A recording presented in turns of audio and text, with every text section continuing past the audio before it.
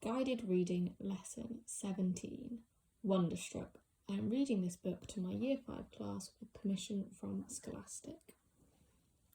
So, just going to recap the last couple of pages we saw. So, we saw that Walter was reading Rose Wonderstruck. Hopefully you noticed that. Ben grabbed his copy of Wonderstruck and opened it to the illustration of the room. He looked from the picture to the cabinet and found himself staring at the broken seashells on top of the old piece of furniture. The colours and the shapes reminded him of something. He moved closer to inspect them. The illustration showed that this crown of shells and coral had once stood very tall, with all sorts of ornate decorations at the base that were drawn too small to see clearly. There was very little left of the crown now. The dried cement still had a few shells stuck to it, though, and the indentations of other shells long lost could be seen, like tiny fossils. Ben's gaze rested on one of the indentations, slowly, as if it underwater. He tucked Wonderstruck into his back pocket, picked up his museum box and opened it.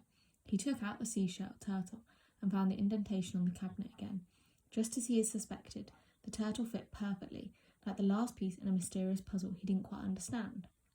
How could this be? How could a tiny seashell turtle that was part of a museum exhibition in New York City decades ago make its way halfway across the country to his house in Minnesota? Ben tried to pull it together. Did the turtle once belong to his dad? Had he given it to his mum? Is that why she'd given it to Ben? What had his dad been doing in this room? And why had his mum kept so many secrets? The files Ben had stolen caught his eye, and he looked around for a place to store them. He opened the cabinet. It was empty. Carefully, he placed the papers inside, then lay down on the fur blanket. He only meant to rest for a moment, but before long, Ben was running desperately through the snow again. Someone grabbed his foot and Ben yelled, "Stop! Robbie!" He sat bolt upright and opened his eyes. It must have already been morning, because there in front of him was Jamie, carrying his green knapsack. What time was it? Ben shot a quick glance at the cabinet of wonders. Sitting on top was Ben's seashell turtle. As soon as he was able to think more clearly, Ben asked, "Did you call my aunt and uncle?" Jamie's eyes went wide, like a deer caught in the headlights of an oncoming car. He mouthed the words, "I forgot." Relieved, Ben said, "It's okay, I'm not ready to leave." He was still dazed from everything he'd learned. He started telling Jamie about the wolf diorama and his dad and how no one he'd talked to remembered him. Ben got more excited as he spoke, recounting each revelation and each disappointment. Jamie just looked down and nodded absently. Maybe your dad knows someone who remembers. Jamie picked up the notebook and pen. He's working. Ben must have looked disappointed, because Jamie gave him a big smile as if to cheer him up. "I have a present for you." He reached into his knapsack and pulled out a large yellow book. The cover read Dictionary of American Sign Language, edited by Noah Fabricant and Lydia Del Ono, illustrated with over 250 drawings and index for easy cross-referencing. Learning sign language now. To be polite, Ben opened it. He stared at the tiny pen and ink drawings of hands and arms with yellow pointing, with arrows pointing up, down, forward and back. It looked like a book of codes. How would Ben ever learn them all? Anxiously, he flipped through the book. Midway through, he found a bookmark tucked between the pages. To his surprise, Jamie tried to grab it away, thinking he was playing some kind of game. Ben snatched it back. Across the top, it read Kincaid Books. It looked just like the other bookmark Ben had found. The same striped awning, the same books, the same cat, only the address was different. Ben looked at Jamie, confused. "Is there another Kincaid's?" Jamie didn't answer. Ben stared at the bookmark. "Jamie, the bookstore still exists." Jamie had the most incomprehensible expression on his face. Why was he acting so strange? Why wouldn't he look at Ben? And then it dawned on him. "The other night I told you I was looking for Kincaid's. You told me it was closed." Jamie said nothing. "Why didn't you just tell me it had moved?" Finally, Jamie wrote, "I didn't know. I just found out." "Yes, you're lying to me."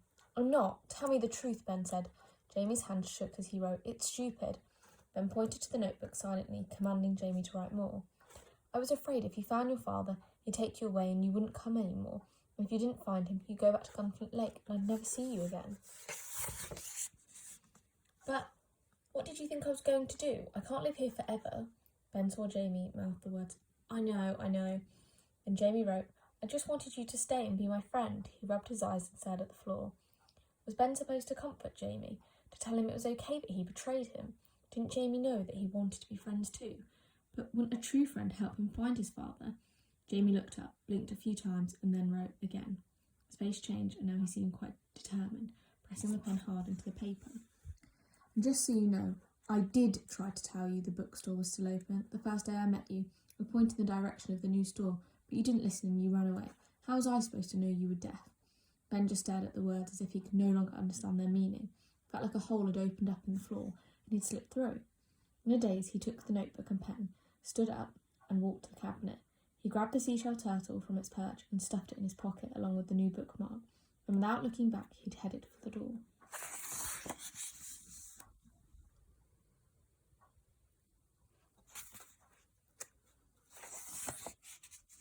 So we're on to part 3. Ben hadn't been outside in days. The city was still burning hot, and he was sweating by the time he reached Kincaid's. The store was larger than he expected. Books spilled off shelves, covered tables and teetered in the piles. Sunshine poured in through the front windows, lighting up the dust as it spiralled through the air. The air inside was cool and smelled like old paper. There was also the faint aroma of bread from the bakery next door. In the centre of the store, a staircase rose to an overstuffed balcony. Every step was lined with more books. There were no customers and no one behind the counter. The only sign of life was a sleeping black cat near the cash register. A battered clock hanging at an angle behind the counter said 4:15. Ben wiped his forehead with the inside of his shirt, then walked to the counter. Hello? Hello? He hoped he was speaking loudly. When no one emerged, he knocked on the counter. Still, no one answered. Only the cat responded, jumping to the floor and bolting up the stairs. Ben decided to follow the cat. Maybe the owner was upstairs. He climbed the steps. There didn't seem to be anyone around. He was thirsty and couldn't remember the last time he'd eaten. A wave of nausea passed through him, and for a moment he thought he might be sick, right down the stairs. He sat on a step and put his head between his knees. He thought about Jamie and took out his notebook. He flipped through the pages, looking at the things Jamie had written. I just wanted you to stay and be my friend. An icy blast from the air conditioner made Ben shiver. Slowly, he lifted his head, unsure how long he should sit on the steps, waiting for someone to appear.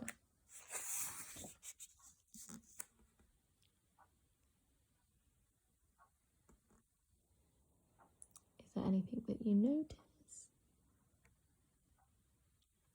Particularly the white shadow around this lady.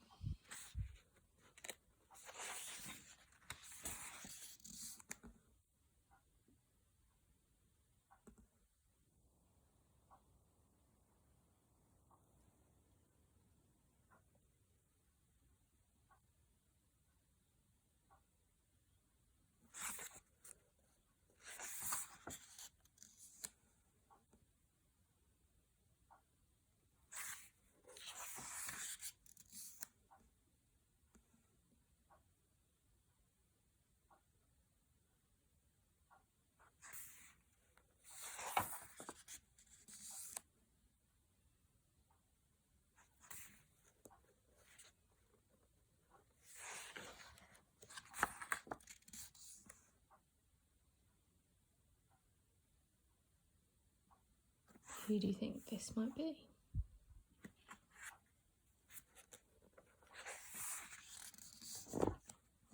Ben recognised the old woman as soon as she stepped through the door. She was the one who had stopped in front of the wolf diorama that first day with Jamie. She wiped her face with a handkerchief, and she walked up to an old man with round black glasses who had appeared behind the counter. She kissed him on the cheek. They didn't speak to each other, but their hands began to move, making all sorts of shapes and patterns. It took only a moment for Ben to figure out they were using sign language. After a few exchanges, the old man turned his head towards the phone, held up one hand to the old woman, and then picked up the receiver. The old woman continued to sign with the old man while he spoke on the phone. Ben marvelled at how the man could have 2 conversations at once. He figured that only the woman was deaf, since the man was using the phone. The couple kept signing after the old man hung up. At several points, he and the old woman laughed. Ben was amazed by the speed of their hands and the pleasure in their faces. He didn't think he'd ever be able to sign that quickly, no matter how much he studied. He thought about the alphabet Jamie had taught him, but his mind went blank when he tried to remember the letters. Holding the notebook and pen in one hand, Ben started to stand. But his left leg had fallen asleep beneath him, and before he could brace himself, it buckled and he toppled down the stairs. He landed on the floor with a hard thud amid an avalanche of books. Ben looked up into the terrified eyes of the old man and old woman. He groaned as they helped him sit up. The old man was speaking to him. Ben shook his head and pointed to his ears. "I can't hear." When they began to sign, Ben shook his head again. "I don't know sign language." Slowly, he looked around until he spotted the notebook and pen, which had fallen nearby. The old man retrieved them and wrote. "Anything broken?" Ben stretched his arms and legs and said, "I don't think so," but he was rattled from the fall. "May I have some water?" The old man nodded and disappeared into the back. Ben noticed that the old woman had become very still. She was studying him with the oddest expression. It looked like confusion and wonder and sadness all at the same time. The old man returned with the water. As Ben drank it, he watched the old woman sign to the old man and then looked back at Ben. She reached forward and touched the locket around Ben's neck. He glanced down and saw that it had opened.